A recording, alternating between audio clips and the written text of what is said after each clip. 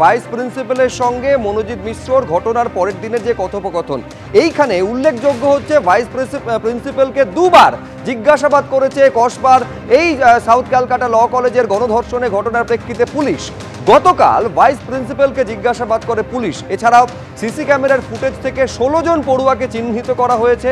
গতকালই ময়ূক যেমনটা জানাচ্ছিল, 6 জন পড়ুয়াকে ইতিমধ্যে জিজ্ঞাসাবাদ করেছে পুলিশ।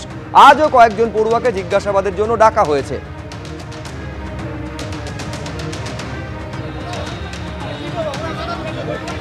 এবার এই ঘটনা যেদিন প্রকাশ্যে আসে, ঘটনার পরপরই ভাইস প্রিন্সিপাল নয়না চট্টোপাধ্যায় কি বলেছিলেন দেখুন।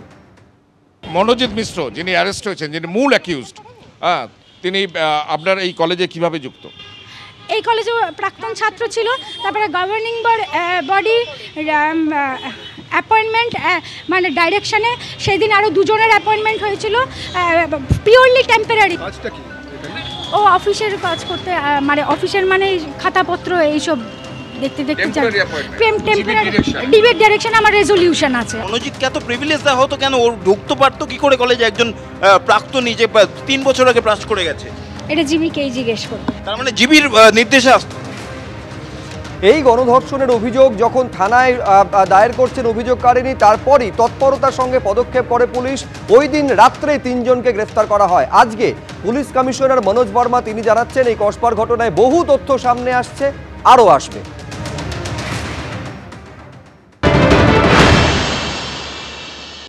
ক্যালকাটা ল কলেজে যে কেস হয়েছে ওটা পুলিশ তদন্ত করছে।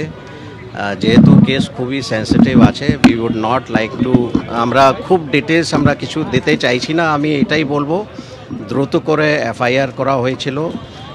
3 জন এফআইআর অ্যাকিউজড প্রথম দিনেই ধরা পড়েছে, লেস দেন 12 আওয়ার্স প্রথম 3 জন ধরা পড়েছে। তারপরে বেসড অন এভিডেন্স আরও একজন ধরা পড়েছে।